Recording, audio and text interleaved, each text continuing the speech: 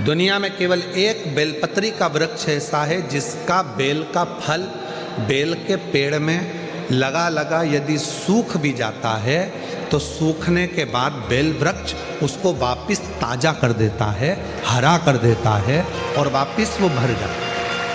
केवल एक बेल का पेड़ बेल वृक्ष केवल ऐसा है जिसका फल पुनः वापस ताजा हो जाए।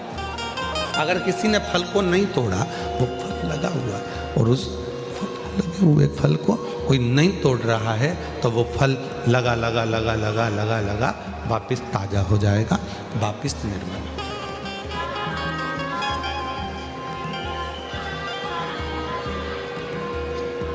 रुद्राक्ष के 4 स्वरूप हैं, सफेद, लाल, पीला और श्याम।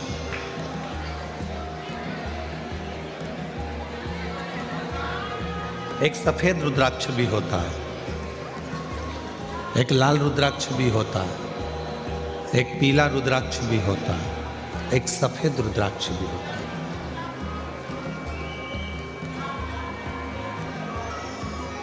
बाबा जी एक कमल रुद्राक्ष भी होता है, एक शालिग्राम रुद्राक्ष भी होता है। वो शालिग्राम की आकृति का होता है। एक कमल रुद्राक्ष होता है, वो कमल की तरह खिला होता है, उसके अंदर भी रुद्राक्ष होता है और पत्तियां उसकी निकली होती है बाबा जी। और जितने रुद्राक्ष होते हैं, एक मुखी से लेकर 14 मुखी तक शिव पुराण में वर्णन है और एक मुखी से 21 मुखी तक स्कंद पुराण में वर्णन है। स्कंद पुराण में सारे रुद्राक्षों में मान लो एक मुखी रुद्राक्ष आपको मिल गया, बाबा की कृपा है। अगर असली मिल गया तो ये शिव कृपा है, शंकर की करुणा, शिव की दया।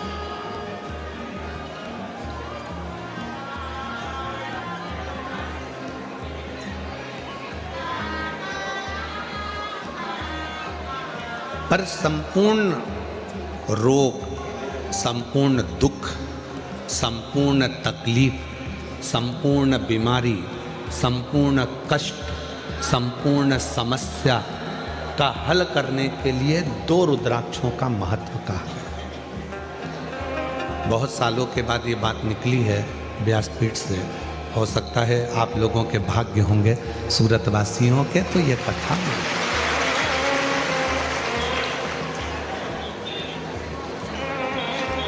2 रुद्राक्ष ऐसे होते हैं जो संपूर्ण बीमारी के लिए, रोग के लिए, तकलीफ के लिए, कष्ट के लिए, दुख के लिए निवारण का कार्य करते हैं। वो है पहले नंबर पर 5 मुखी रुद्राक्ष। क्यों? शिव पंचानंद है। भगवान शंकर का एक मुख अघोर मुख है। अघोर मुख, अघोर मुख का मतलब है कि उनको क्रोध नहीं आता। 2 रुद्राक्ष, एक मुखी से 14 मुखी के बीच में, एक मुखी से 21 मुखी के बीच में, 1 से 14 के बीच में, 1 से 21 के बीच में 2 रुद्राक्ष हैं। वो 2 रुद्राक्ष जो दुख को, तकलीफ को, कष्ट को, रोग को, बीमारी को, तकलीफों को मिटा दे, वो 2 रुद्राक्ष। पहले नंबर का रुद्राक्ष है कितने मुखी? जम के बोलो, 5 मुखी। और दूसरे नंबर का रुद्राक्ष का वर्णन किया गया 7 मुखी। कौन सा रुद्राक्ष? 7। पहला है 5 मुखी, दूसरा है 7। ये दोनों भगवान पंचमुखी जो रुद्राक्ष है उसमें से एक शिवजी का मुख है अघोर मुख। अघोर मुख,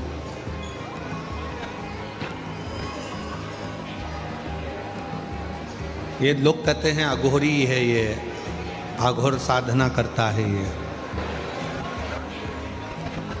ये अघोरी है। अघोरी का मतलब, अघोर का मतलब होता है कि किसी को कष्ट ना दे।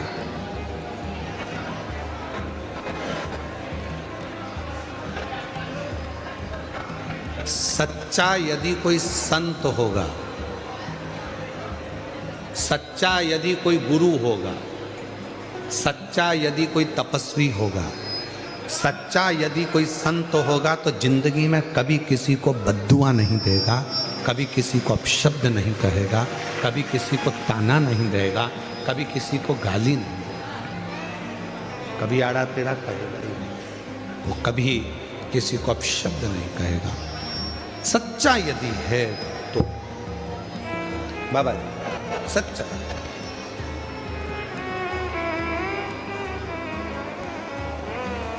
छोटू भाई, ये फ्लाइट बाबा हैं।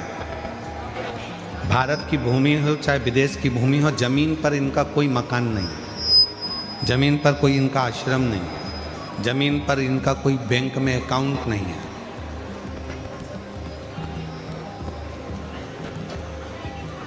चौबीस घंटे से ज्यादा किसी नगर में रुकते नहीं, और एक देश में भी 24 घंटे ही रहते हैं, अगले देश में पहुंच जाते हैं। अघोरमुख का मतलब है कि वो शांत स्वरूप हैं। कर्पूर घोरम करुणा तारम संसार सारम कर्पूर करुणा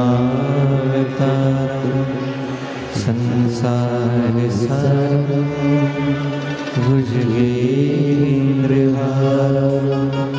सदा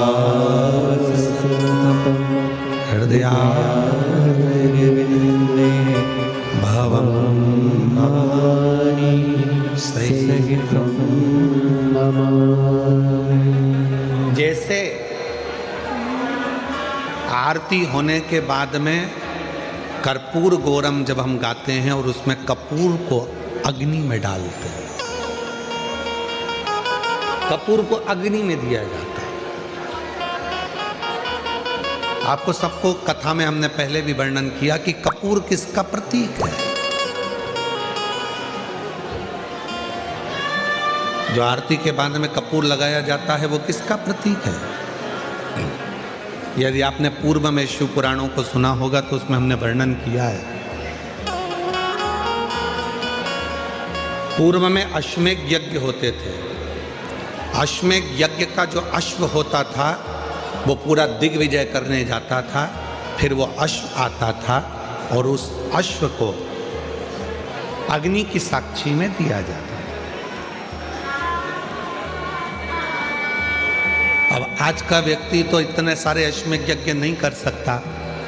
आज के व्यक्ति के पास टाइम भी नहीं है, तो वो यज्ञ भी बड़ी मुश्किल से कर पाता है, हवन में भी बड़ी मुश्किल से बैठ पाता है। अश्वमेध यज्ञ का पुण्य कैसे प्राप्त हो, तो भगवान राम जी ने अपने गुरु विश्वामित्र जी से ये पूछा था कि हमें, वशिष्ठ बाबा से पूछा था कि हमें अश्वमेध यज्ञ का फल रोज प्राप्त हो। हम अश्वमेध यज्ञ तो एक ही बार करें, पर उसका फल रोज प्राप्त हो, उसके लिए क्या करना चाहिए। तो वशिष्ठ बाबा ने, विश्वामित्र जी ने उस अश्वमेध यज्ञ के अश्व को कपूर बना दिया और उस यज्ञ कुंड में छोड़ा। तो कहा वशिष्ठ बाबा ने और विश्वामित्र जी ने, जब संसार का मनुष्य अपने घर में नित्य आरती करता है, विशेष आरती में जब कपूर की आरती करेगा तो उसको अश्वमेध यज्ञ का फल उसी क्षण प्राप्त होगा।